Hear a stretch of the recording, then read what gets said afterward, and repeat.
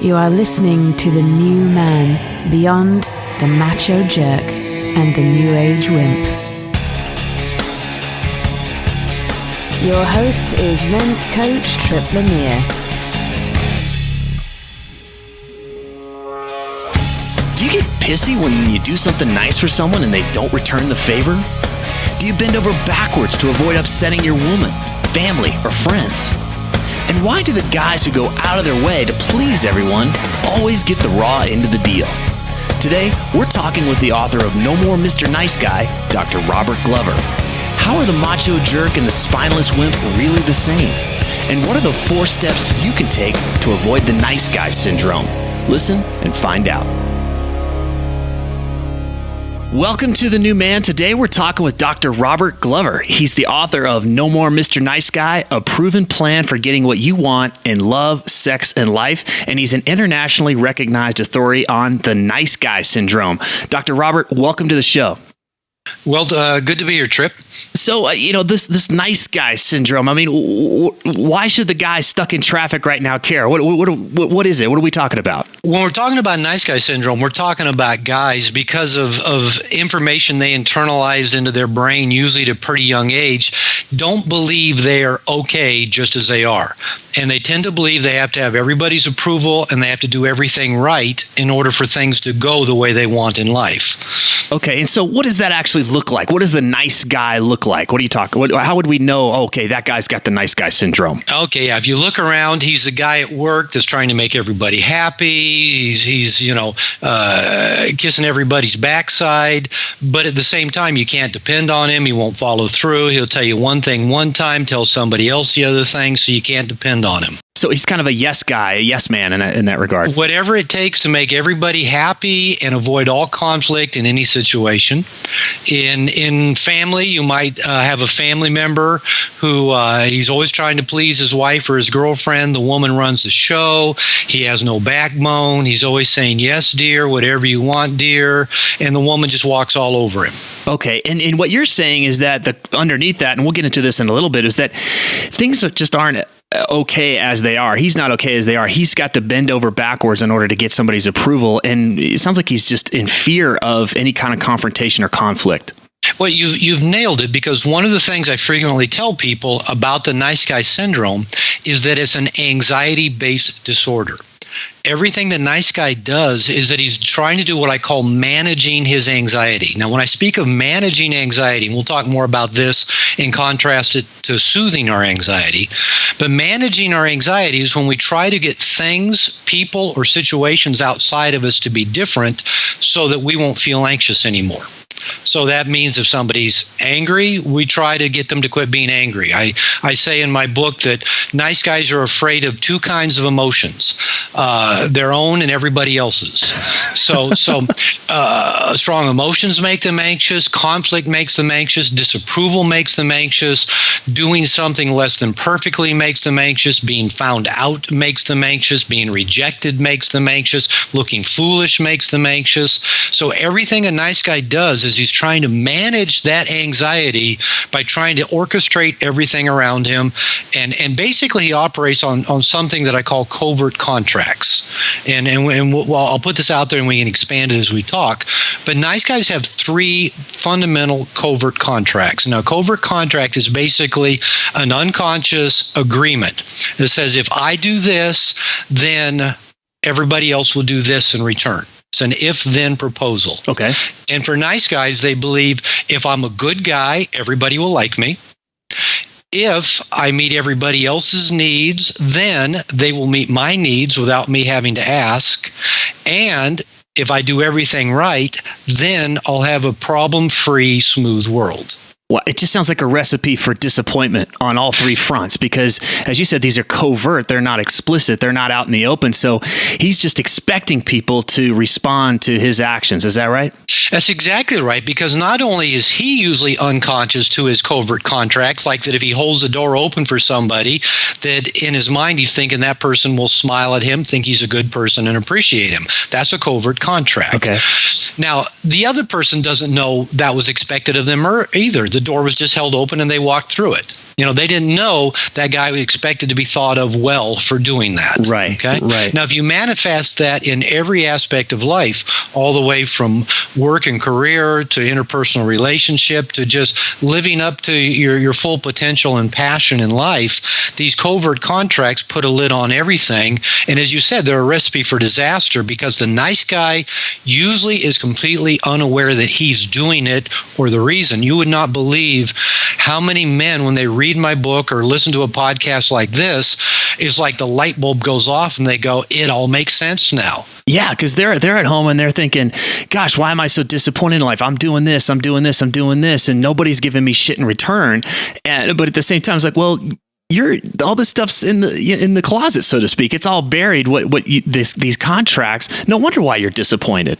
And for typical with nice guys, when what they're doing isn't working, it's like they're following a roadmap of Cleveland, but they live in Seattle, and they believe that the roadmap should take them to the downtown library in Seattle while they're following a map from Cleveland. And when it doesn't work, instead of going, I think I need a different map, this one doesn't work, they just keep trying harder to get the same one to work, which makes them more frustrated, more resentful, and often more passive aggressive, less dependable, and they often, as I said, they fail to live up to their potential and work and career. They either tend to avoid relationships, or the ones they get into tend to be frustrating for them. Absolutely. And I can understand why, just based on what you said. But if there's the nice guy, if this is his answer to helping him deal with life's problems, the flip side isn't to be a dick or to be a jerk. I love that you asked that question, because everybody asks that question. So, people will say, well, why would you write a book and call it No More Mr. Nice Guy? Why would we want to teach men to be not nice? In other words, why would we teach men to be a jerk? Yeah. And so people often ask me the question, and I think they often know enough to realize that maybe I'm teaching something other than men becoming jerks. But for the nice guy themselves, actually, everybody else that sees this gets the concept quickly. Nice guys sometimes are a little bit slower on the uptake, because, again, they're so married to their roadmap, to their paradigm, to their covert contracts, that to do anything different just feels totally overwhelming. So now here's how I explain it. The jerk and the nice guy are fundamentally the same. Now, nice guys don't want to believe that, but they are, because I'm a recovering nice guy. And one of the things I always believed is that I was fundamentally different from other men. I was different from my father in that I wasn't angry or moody or narcissistic or self-absorbed or selfish. I thought I was different from other men. I grew up during the 60s and 70s, and I listened to a few angry feminists, to basically probably a few lesbians that hated men, talk about all the bad men out in the world and how the patriarchy was so evil and hurt all the women in the world. And I thought, I don't want to be like those bad men that I heard a few angry women complain about. So I prided myself of being different from other men. But the truth is, a nice guy and the asshole jerk are pretty much the same, because they're both just trying to manage their anxiety. Wow. So I refer to the nice guy and the asshole jerk as both first-order men. And as first-order men, they're trying to manage their anxiety through one of four mechanisms. And these are the basic fight, flee, freeze, or caretake. And a lot of animals do one of those four things when they're frightened or when they're stressed or when they're anxious. So the asshole jerk, to manage his anxiety, remember, managing anxiety is trying to get things, people, and situations outside of you to be different so you don't feel anxious. He manages his anxiety by dominating people, by controlling people, by being a fighter, by being the jerk, and by scaring people into being a certain way so he doesn't have to feel his anxiety. Okay. He's actually just a scared little boy. Got it. The nice guy, on the other hand, rather than trying to be the fighter, he goes to the other side of the spectrum, and he either freezes or flees or caretakes. That is, he keeps a low profile. He stays under the radar, or he doesn't rock the boat, or he doesn't do anything that will make anybody upset, or he tries to, if somebody is upset, he tries to get them through being upset and trying to make them happy and please them. But they're both just trying to control the situation, things, and people outside of them to control their inner anxiety. Wow, this is just fascinating that they're two sides of the same coin, because I just imagine the nice guy's doing everything possible to not be the jerk. And basically that means that not being a jerk is the only roadmap he has for life. Right. And not being a jerk isn't a very good roadmap. And I'll hear when men do kind of come across what I'm teaching and they get it. Okay, yeah, I get that. I don't want to be the passive nice guy that everybody walks on, and I don't want to be the jerk, the asshole that intimidates everybody. And they'll say something like, I want to find a happy middle ground between the two. And I tell them that doesn't work because I say that there's absolutely no tipping point between two dysfunctional extremes. So I tell them we have to become a different kind of guy rather than this first order male that's trying to manage his anxiety by controlling the things, people, or situations outside of him. And I said we have to become what I call the second order male, or in my book, I refer to it as an integrated male. And we do that by doing a few things differently. And this is basically what I teach men in my groups and my workshops and my classes and seminars, is those 4 fundamental things to do different in order to be a completely different kind of guy.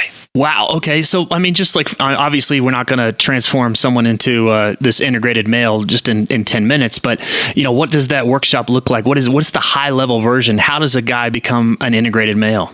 Okay, if I was going to give you the mini workshop here of becoming an integrated male, there's 4 fundamental steps to it. And these aren't just things we can just flip on or just go do a weekend workshop and they'll be different, because we're actually working at rewiring deepest parts of our brain that have stored up both our emotional memories and our emotional reactions to them from when we were 2 or 3 years old. Okay. Most of us are reacting to life situations with strategies we developed at 3, 5 years old. So basically, we're going to grow up. We're going to mature by doing these 4 things, and we're going to spend the rest of our life growing up and maturing. So the 4 things. Number 1 is consciousness. Now, consciousness, my definition of it is just the ability to be an observer of yourself in the moment. Now, we humans are part of a small group of animals. I think, there's 4 or 5, 6 animal species that can observe themselves, that have some degree of consciousness. Now, that means that we've developed parts of our brain that go beyond just the basic reptilian brain and the mammalian brain. We've developed parts of our brain that can actually observe ourselves. We can observe what we think. We can sit and watch ourselves thinking, going, wow, that was kind of a bizarre thing to be thinking. We can observe our feeling states. We go, I'm feeling kind of sad today. I'm feeling kind of lonely today. We can observe that. Most animals can't. They just feel and then react to their feelings. Right. We can observe our behaviors. We can say, wow, that was a pretty effective thing to do right there. Or, oh man, that wasn't very effective at all. I think next time I'll do it differently. Okay? It's that evolved frontal cortex of our brain that allows us to be conscious of ourself as we're actually living in our life. Now, what I find that most people's, when they're down there in that first order place, when they're trying to manage anxiety, all they feel is anxious. Their thermostat is kicked in. Their anxiety thermostat says, scream or yell, or their anxiety thermostat says lay low, or their anxiety thermostat says go try to get them to quit being mad. And they just do that with no observation of self. They just think in that moment it makes sense to be behaving that way. It's like they're hijacked by this mechanism within, instead of saying like, oh, whoa, there goes that mechanism. It wants me to go do this, and they're just observing it. Exactly. And that's just such a great way to put it, where you can just observe your lizard brain saying, try to go get that person to not be mad anymore. And you can go, wow, I was just trying to get them to quit being angry because I'm feeling anxious. We can observe that. And that consciousness. Now, the more we become conscious of what some of our own lizard brain, childhood, ingrained behaviors are. For example, I know that I try to be funny to relieve my anxiety. Mm-hmm. Or I try to create order around me to relieve my anxiety, or I try to act smart to relieve my anxiety, or I try to, soothe other people's feelings to manage my anxiety. I know those things about me. Right. And so if I find myself in one of those states, okay, I can do something different now. So it's the consciousness that allows us to apply the other 3 steps that we're going to talk about. But none of the other 3 steps are very effective without some degree of consciousness, without some ability to be an observer and a knower of ourselves. Yeah, it's like if no one's at the wheel of the car, then it's on. It's just crazy. Yeah. It's going on, it's on a wild ride, but somebody needs to be in the seat of the car to then take these other directions that you're going to lay out. Exactly. Okay, so number 1, being conscious of ourselves. Now, we won't be conscious all the time. There's a great teacher, maybe you've interviewed him, maybe you're aware of him. A guy named David Data has written the book, Way of the Superior Man. Absolutely. And I've heard him say, different times, different contexts, something along the lines, you're going to lose consciousness 100,000 times a day. Just get it back 100,000 times a day. Right. So even being conscious that we're going to go unconscious is part of our evolution and part of us letting go of any kind of judgment or self-criticism that we went unconscious. We're all going to do it. Okay, just get it back. Become conscious again. Right. Okay, so consciousness, number 1. Number 2 is something called differentiation. Now, differentiation is the ability to ask yourself, what feels right to me? What do I want? What seems right? What's important to me? Now, this is a process that begins in most human beings around the age 2. And unfortunately, to tell you what our culture thinks about differentiation, we call the beginning of the process the terrible twos. And that's a terrible name for the terrible twos. Right. Because differentiation is the basis of all maturity and adulthood and productive living. But when a child begins saying no, myself, I want, or throwing a little temper tantrum when they don't get their way, and we call that terrible, that's the mistake that we adults have, because most of us grow up, I won't go far into this, but most of us grow up in what's called a fused family system, where in a fused family system, everybody's supposed to think alike, act alike, want the same things, and be there to help manage the anxiety of the most anxious person in that family system. Wow, because I could just imagine that, he doesn't ever, the child never gets the chance to say, hey, this is what I want. He just turns in like, well, what's going to have me? I want to make sure that everything's okay. He defaults to kind of more of a superficial level of what he thinks is going to make it okay. And that's where he heads down the nice guy path. But what you're saying is like, what's underneath that? What is it that you really want? Yes, and what I find working, and you're exactly right, you've nailed exactly of how that process begins in the young child. So this young boy is saying, oh, it makes mommy upset when I do this, so I better not do that so mommy won't be upset at me. He's on his way to being a nice guy. He's no longer differentiated. He's now back into that fused system of trying to make everybody around them happy to maintain the anxiety homeostasis in that system. Right. So what happens then, of course, then he grows up and he co-creates those kind of systems where he's trying to figure out what everybody wants and become that so that nobody feels any anxiety. And then he feels like he can have this smooth, problem-free life and be loved and get his needs met.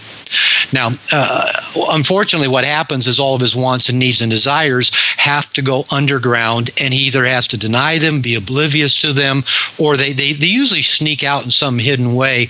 And in most men I work with, usually around porn, fantasy, masturbation, and stuff like that.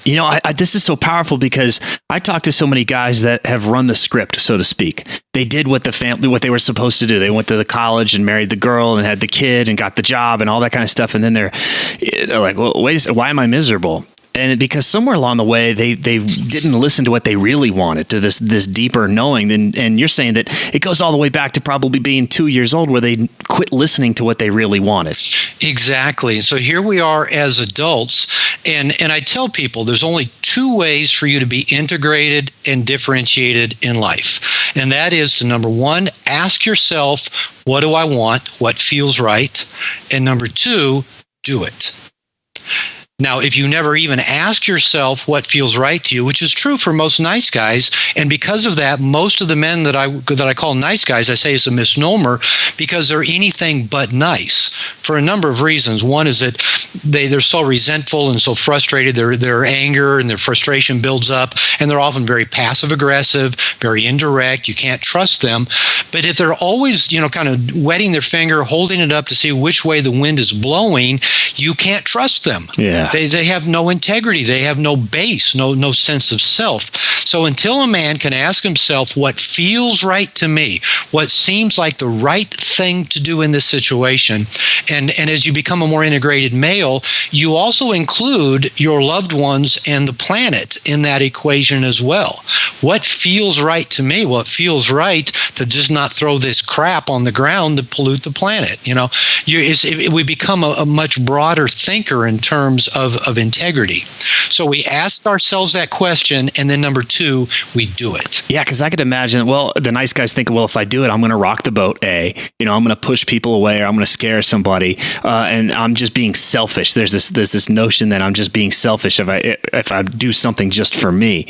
But the flip side is that he's more trustable. He's more trustworthy if he's speaking up for what he wants. I know that if we get into a predicament or whatever, that he's going to speak up for himself, that I don't need to take care of him.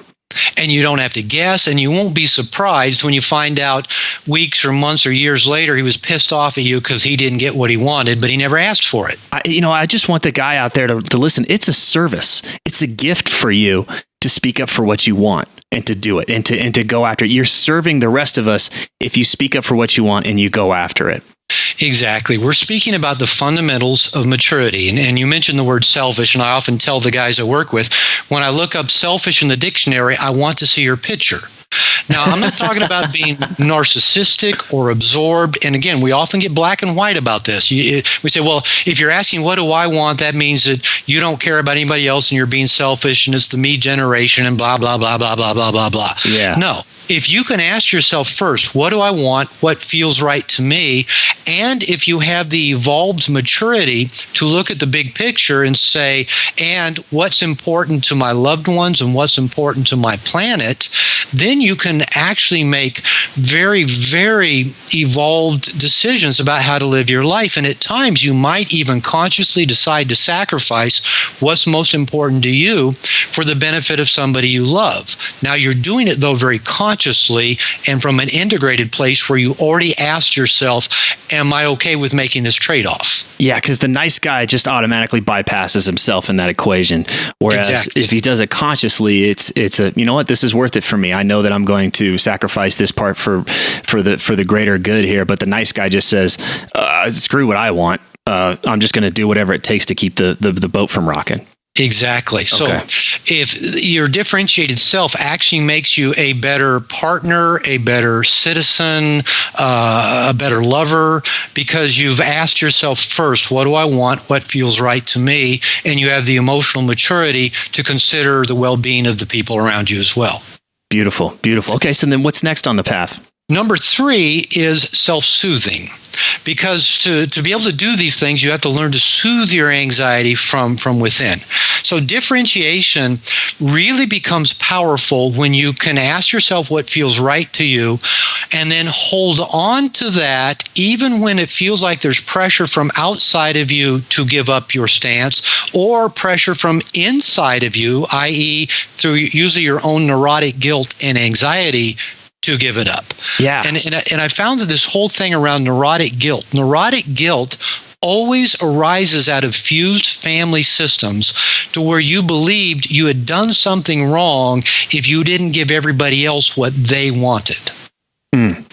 Now, this neurotic guilt will drive us to lose our integrity and to give up our differentiated self because we don't like feeling anxious, and we act out of neurotic guilt, not because we truly have done something wrong and we truly need to change our behavior or we truly need to make amends. Neurotic guilt is just another anxiety management tool. I don't want anybody upset at me, so I better not take that vacation after all, because people might be upset at me if I take that vacation. Right. And there's nothing wrong with the vacation. When I talk to guys and they start to implement some of this stuff in their life, they're going to be tested. They don't realize that it's not just this, the yellow brick road all the way down to the wizard. There are tests along the way, and but that doesn't mean that what they want is wrong. That's what you're saying? Yeah, exactly. Because the true definition of differentiation is when you ask yourself what feels right to you, do it, and then hold on to yourself when you're tested. Now, again, the test can come from outside of you. Sometimes the test comes from inside of you. And sometimes the test coming from outside of you, nobody's really even upset at you. It's kind of like the proverbial, the guy's in a relationship and his buddies ask him to go out and have a beer on Friday night. And he tells his girlfriend or his wife, hey, I'm going out Friday night to have beer with the buddies. And then she says, oh, yeah, sure, fine. And then Friday night he's going out and she goes, where are you going? And he goes, well, I told you I'm going out to have beer tonight with my buddies. And she gets that look in her eye and she goes, oh, do you really have to go tonight? Now, the differentiated man smiles, looks her back in the eye, puts his hand on the small of her back, pulls her in gently and says, oh, yeah, I have to go out, but when I come back, it'll all be worth it. Nice. But what happens with the non-differentiated guy, he thinks the woman is saying, you're not supposed to leave, or I'm going to be mad at you if you leave, or you're going to pay a price if you leave. But the truth is she's just being feminine, and she's just feeling the loss of connection with you, or projecting the loss of connection with you, and pouting a little bit. And then when you go out and you come home, she looks up from the covers and smiles and said, did you have a good time? Yeah. And you say, yeah, and it's just beginning, baby. Yeah. So that differentiation, sometimes that pressure, we feel like there's pressure from outside of us to give it up. And oftentimes that's just our own anxiety inside. Most people really do want us to be happy and do what feels right for ourselves. Yeah, I think guys are making mountains out of molehills here, and they're interpreting signals from the world as indicators that we shouldn't be doing what we're doing. And what you're saying is like, you know what? They're just little tiny tests, and it's possibly your interpretation that's turning it into a situation where they collapse. Exactly. Instead of, just because everyone's like, hey, go out and have a good time, doesn't mean that they don't want you to do that. Yeah. So again, just being able to soothe yourself, and maybe in a minute we can come back and talk a little bit about some things that your listeners can do to soothe themselves in these situations. Because what I found in working with nice guys, I don't care if we're talking about work and career issues. I don't care if we're talking about dating and approaching women issues. I don't care if we're talking about being in a relationship. The topic that guys want to keep coming back and talk about over and over and over again is they'll say, hey, can we talk about that self-soothing thing again? Because again, if we can't soothe our anxiety, our only alternative is to just keep doing our old nice guy patterns as a way to manage our anxiety. Okay, got it. Okay, and then what's number 4? Number 4 is the letting go of attachment to outcome. The Buddha said, I'm paraphrasing along the lines that attachment is the cause of all suffering. And my corollary to that is attachment is the cause of all anxiety. It's when we get attached to wanting things to be a certain way or not be a certain way that we get anxious. Mm-hmm. So the more we can consciously let go of attachment. In fact, when we're feeling anxious, and if we're conscious that we're feeling anxious, and we're all going to feel anxious if we're out of our comfort zone, if we're stretching ourselves, if we're at our edge in life, we're going to feel anxious. And so if we feel the anxiety, if we're conscious of it, we can then ask ourselves, okay, what am I attached to right now? Well, I'm attached to not wanting to look foolish, or I'm attached to not wanting my boss to be mad at me, or I'm attached to wanting my wife to want to have sex with me tonight when we go to bed. That's what's making me anxious. Okay, if we can be conscious of that, we can go, okay, take a breath, let go of that attachment to the best of our ability. Now, again, this is confusing to many men. So say, are you saying you should never want anything, or you should never have a goal, or never have a passion? No, I'm not saying that at all. It's just the emotional attachment to a specific outcome will always cause you to suffer and will always cause you to feel anxious. That's all. Yeah, it also creates like a tunnel vision too. It's kind of the only thing you can see. Yeah. Okay. Yeah, amazing. Well, I'm just saying, because I talked to a person on the phone earlier today, and it was actually a woman, and her husband just died. And she says, well, I've got to figure out how to go make a living now and what kind of job I want. And I said, well, let me suggest something different. How about every day for the next week, you just get up and everything you do with passion. Just everything. Don't dread anything. Just everything you do, whether it's brushing your teeth, driving the kids to school, do it with joy and abundance and passion. And I said, quit trying to ask yourself, what kind of career do I need to find? Because that puts that tunnel vision on. You're attached now. But if you live your life with this abundance, this joy, this passion with everything you do every day, all kinds of interesting doors open up that you wouldn't have seen if you had those blinders on of, I've got to figure out what kind of job I got to get. That's a huge turn for a guy, because they hear this don't get attached thing. So they like stuff the desire. They stuff that part of them that is needed to really make change and do really cool, wonderful things in the world. And that's what we're saying. Like, don't stuff that. Bring that out into the world. Live from that place, but don't just watch where it goes from being committed or passionate to something to being attached and kind of like, I'm just imagining like this, like white knuckled, like, oh my God, I better have this, or it's just not, it's like a neediness, you know? Yeah, there's a guy. I'm down in Puerto Vallarta, Mexico right now. I've been here for almost 3 months, and I'm going to start splitting my year between Seattle and Puerto Vallarta. And there's a guy down here. He's a massage therapist. He stands on a corner, kind of, waiting for people to come get massages. And I talk to him whenever I pass him, and I've gotten to know him. And he was telling me the other night about this woman who walks by. He says she's gorgeous. He's just so attracted to her. And for 2 years, she's been walking by him, and he's never started a conversation with her. And he's got her on this pedestal. He's in love with her. And I said, oh, man, you're in big trouble. I said, because you are so attached to some kind of outcome with her, and that puts you so high on a pedestal that it makes you so anxious, you're never going to talk to her. And if you do, it'll just be something silly if you ever do get some words out of your mouth. And I said, you got to take her off the pedestal. You got to let go of the attachment. And I said, the way to start doing that, I said, the rule that I give men is you can't spend more time thinking about a woman than you've actually spent with her in her presence. Wow.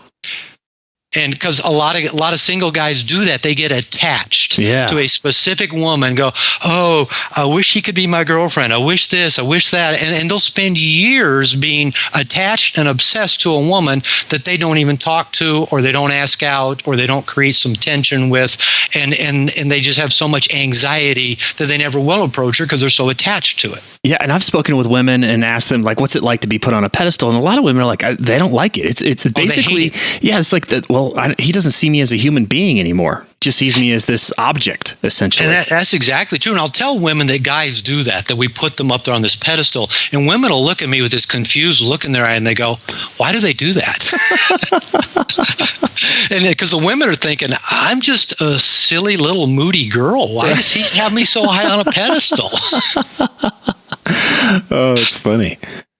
So those are the 4 things. And again, this isn't like some magic formula. It's not a switch you're going to throw. It's something that we will keep evolving into for the rest of our life. The consciousness, being an observer of ourself.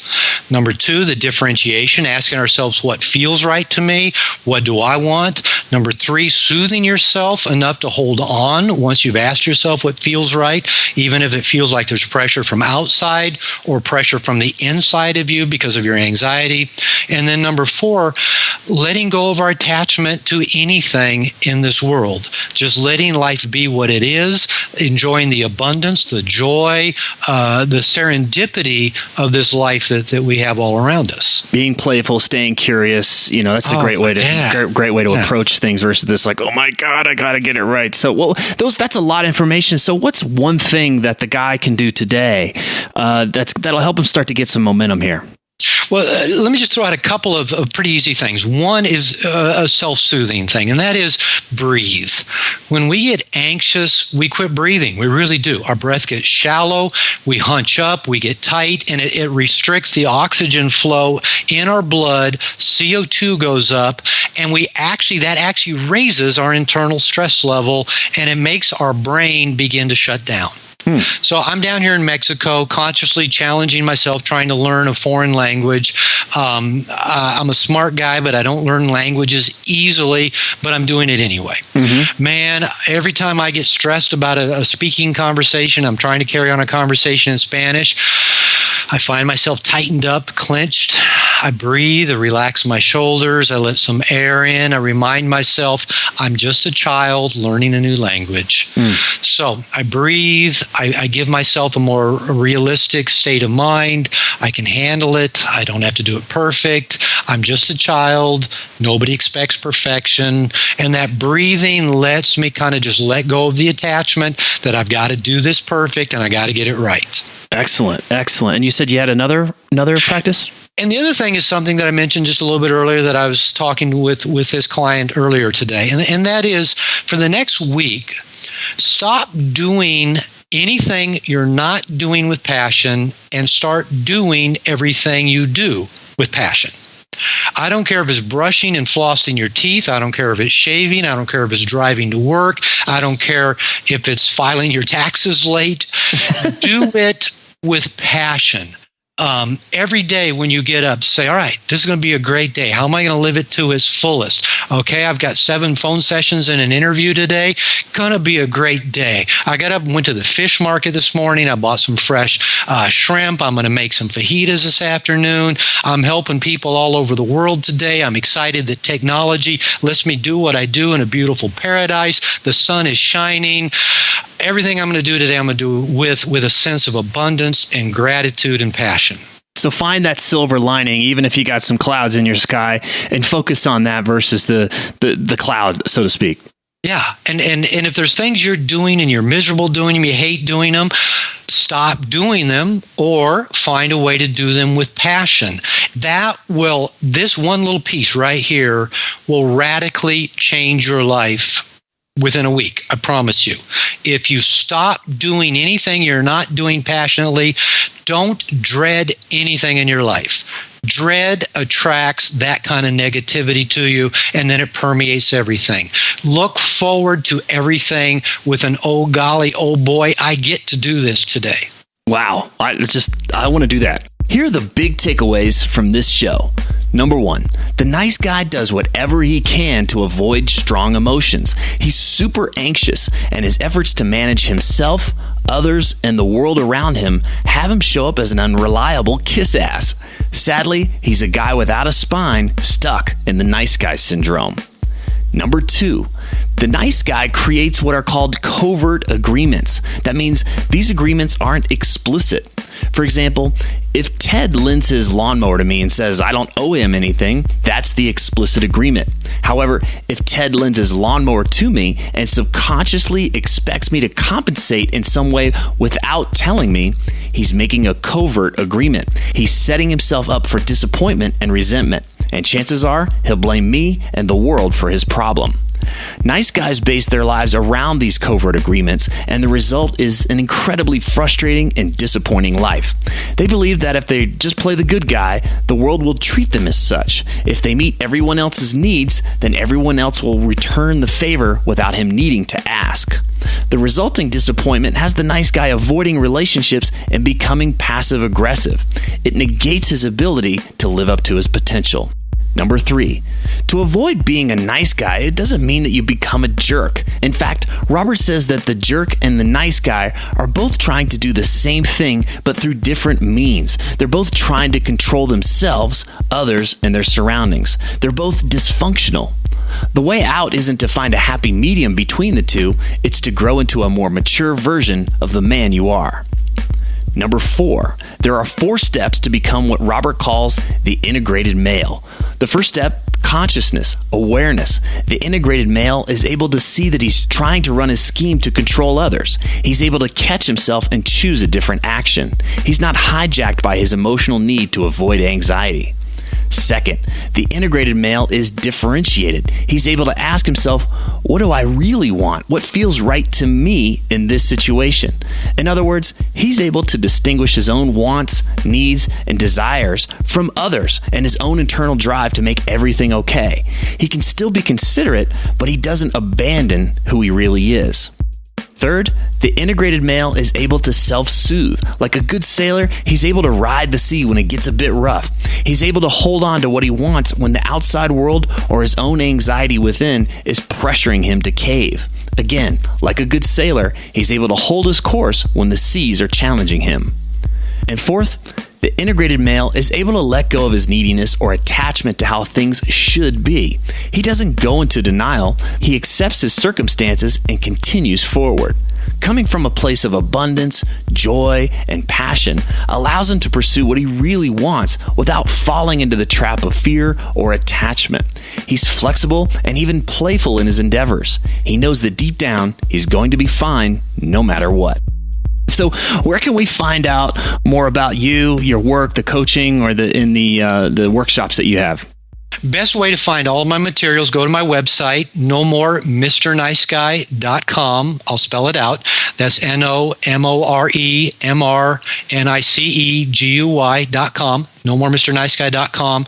I teach online classes on dating. I teach online classes for men on relationships, how to set the tone and take the lead and apply these 4 principles we've been talking about in their relationships.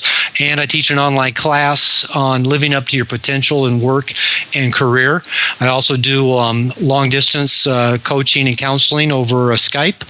And when I'm back in Seattle for 6 months, I do men's groups there, and I do some once a month and some just weekend workshops and seminars there as well. Very, very cool. Sounds like there's lots of different ways to interact with you and get the benefits of working with you.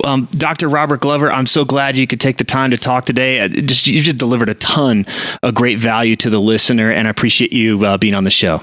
Thanks for the invitation. I've had a great time. Visit thenewmanpodcast.com and subscribe to the New Man Minute. It's a series of short, free videos featuring the best tips and info from the podcast. You can sign up now at thenewmanpodcast.com. Thanks for listening.